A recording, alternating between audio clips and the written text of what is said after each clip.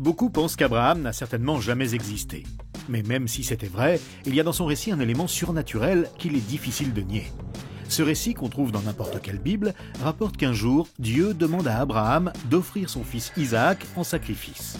A priori, cela paraît déjà bizarre parce que la Bible elle-même interdit formellement de tuer. C'est le fameux commandement « tu ne tueras pas ».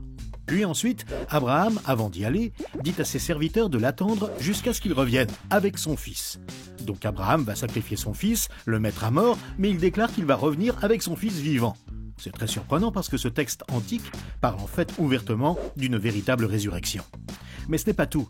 Lorsque son fils comprend ce qui se prépare, mais qu'il ne voit aucun animal à sacrifier, il interroge son père qui lui fait cette réponse énigmatique « Mon fils, c'est Dieu lui-même qui va se trouver un agneau pour le sacrifice ». Mais pourquoi tout à coup parler d'un agneau alors qu'il se prépare concrètement à sacrifier son propre fils ? Et pourquoi dit-il que c'est Dieu qui va donner un agneau ? Et quel rapport avec le drame qui se prépare ? La suite est bien connue. Au moment où Abraham s'apprête à sacrifier son fils, un ange lui dit de ne surtout pas faire ça et lui montre un bélier pris par les cornes dans un buisson. Et finalement, Abraham sacrifie ce bélier et non pas un agneau à la place de son fils. En réponse à l'obéissance d'Abraham, le récit se termine par une déclaration solennelle de Dieu concernant le futur. Toutes les nations de la terre seront bénies par tes descendants. Alors cette fois, c'est le summum. Comment un homme qui vit seul avec sa petite famille dans un coin reculé du Moyen-Orient, comment ses descendants pourraient-ils avoir un impact international, un impact bienfaisant à l'échelle mondiale ? Existe-t-il un rapport entre ce texte antique et des faits historiques réels ? Tout d'abord, cette fameuse colline au sud d'Israël est devenue au cours des siècles une grande ville. C'est Jérusalem. On peut essayer de trouver une explication en imaginant que des gens se soient volontairement installés là, justement en souvenir d'Abraham, pourquoi pas. Mais où ça se complique, c'est que c'est précisément dans cette ville qu'un certain Jésus de Nazareth est venu des siècles plus tard et qu'il y a été crucifié. Ici, c'est déjà plus difficile à expliquer. Les Juifs, en réclamant à Pilate la mort de Jésus, n'ont évidemment pas cherché à accomplir un antique récit prophétique. Ils se seraient bien gardés de donner à Jésus une telle importance. Ils détestaient Jésus et voulaient s'en débarrasser. Détail important, Jean-Baptiste, grand prophète de l'époque, avait appelé publiquement Jésus l'agneau de Dieu. Or l'agneau, c'est précisément l'animal qui est sacrifié lors de la fête juive de Pâques. Quand on sait que Jésus a été crucifié lors de la Pâque juive de l'an 30, on se rend compte que tous ces éléments cadrent de façon surprenante avec le récit d'Abraham. Mais le plus étrange, ce sont les 3 points suivants. D'abord, la résurrection de Jésus. 400 témoins à l'époque ont affirmé que Jésus était ressuscité. Des centaines l'ont vu de leurs yeux. Certains ont parlé avec lui et ses propres disciples ont dîné avec lui à plusieurs reprises et ont beaucoup parlé avec lui. Ils avaient été désespérés lorsque leur maître avait été arrêté et mis à mort, mais désormais, ils sont méconnaissables. Désormais, plus rien ne peut les arrêter. Ils vont passer toute leur vie jusqu'au martyre à proclamer partout sa résurrection et son message de réconciliation avec Dieu.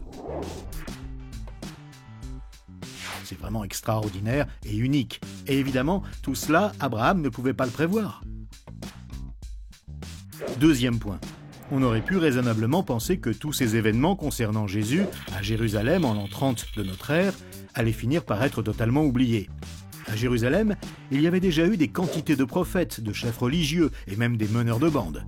Et ils avaient tous disparu et la plupart avaient été oubliés. Et de plus, à l'extérieur du monde juif, en dehors d'Israël, qui était vraiment au courant ? Qui en parlait ? Personne. Et pire encore, 40 ans après Jésus, Jérusalem a été rasée par les Romains. Le temple a été brûlé. Et tous les Juifs ont dû fuir et se sont dispersés dans le monde entier. Pourtant, contre toute vraisemblance, le message de Jésus a continué à se propager partout, même jusqu'à Rome, capitale de l'Empire. Et partout ont surgi des milliers et des milliers de disciples du Christ ressuscité.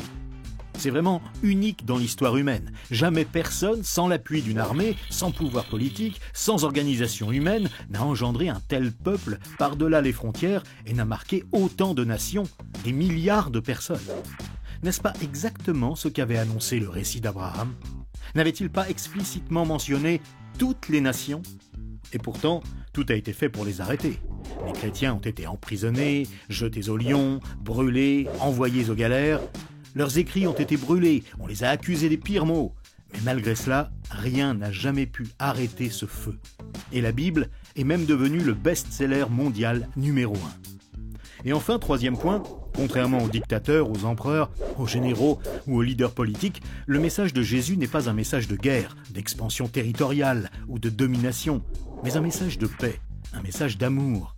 Et même plus, c'est un message de réconciliation profonde avec le Créateur. Et cela aussi, c'est totalement inédit. Jamais aucun message n'a apporté autant de bienfaits.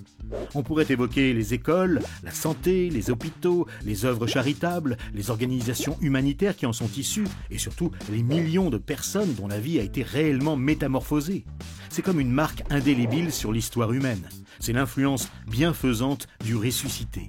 C'est véritablement une bénédiction. Alors comment est-ce possible ? Ce récit d'Abraham a été écrit des siècles avant la venue de Jésus. Comment a-t-il pu annoncer qu'il y aurait précisément à Jérusalem le sacrifice d'un homme, que cet homme allait revenir à la vie et que des millions le suivraient et apporteraient un message bienfaisant dans toutes les nations ? En tout cas, le message est clair et nous en avons un des plus grands signes prophétiques qui ait jamais existé.